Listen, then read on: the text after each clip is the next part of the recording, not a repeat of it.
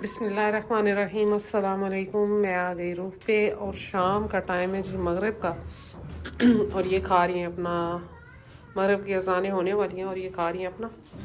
और ये देखें जी, ये मुड़ मुड़ के इसके नीचे घुसती है काली सी छोटी सी, और बाला ये खड़ी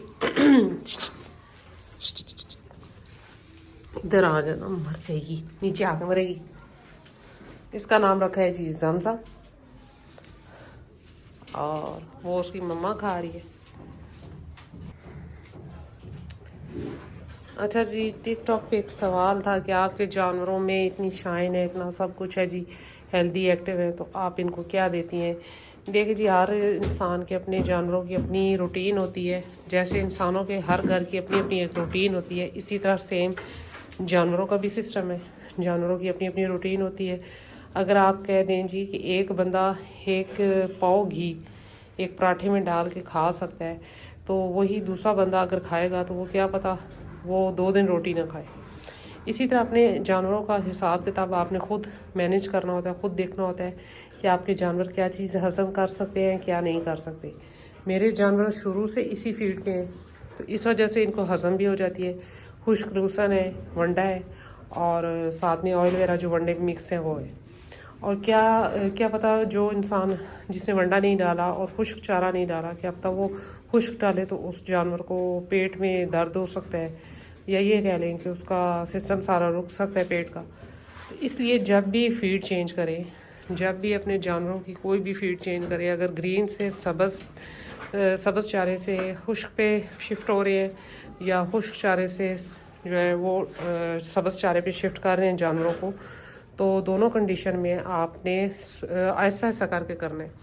ये नहीं कि एक ही दिन में आपने जी खुश्क चारा सारा डाल देना है, या खुश्क ग्रीन चारा डाल देना है, या ज़बरदस्ती करनी है जानवरों के साथ। तो आहिस्ता आहिस्ता करके सेट होते हैं। इसी तरह घी और ऑयल का है, घी और ऑयल भी आपने थोड़ी थोड़ी मिकदार में देना शुरू करना है। आपने ये नहीं करना कि एक बकरी है जिसने घी या ऑयल चखा तक नहीं हो, उसको आप फ़ौरन से 20 सीसी पिला दें और फिर बैठ के रोते रहें कि जी क्या हो गया। ये सिस्टम नहीं होता, आपने थोड़ा थोड़ा करके पिलाना है। अगर तो उसने कभी भी नहीं पिया तेल या घी, तो आपने 5 सीसी से शुरू करवाना है। एक दिन दें, दूसरे दिन दें, तीसरे दिन, हफ्ते में 2 दफ़ा 3 दफ़ा, इस तरह करके देते देते बढ़ाते जाएँ आप उसकी मिकदार भी और दिन भी। इसी तरह जी, कभी भी अपने जानवरों की फीड को एकदम किसी के कहने में आके शिफ्ट ना करें ग्रीन से खुश्क पे। और इसी तरह कोई भी चीज़ आपने देनी है, किसी भी किस्म का कोई भी आपने चारे में या ऑयल वगैरह घी वगैरह में कुछ नया ऐड करना है, उसको ऐसा ऐसा करके करना है। आपने कभी भी एकदम से अपने जानवर को बहुत ज़्यादा कोई चीज़ भी नहीं खिला देनी, ना ऑयल वगैरह पिला देना है, तो तभी जाके जानवर आपका सेट होगा। तो जहाँ तक रही जी मेरी बकरियों की बात, तो ये तो बचपन से यही चीज़ खाती आई हैं, इसलिए इनको आदत है, हज़म हो जाती है। ग्रीन चारा मुझे ला के देने वाला कोई नहीं है, और ना ही इधर मिलता है, और ना ही ये खाती हैं। तो मेन वजह यही थी। ये खड़ी बाला बाला।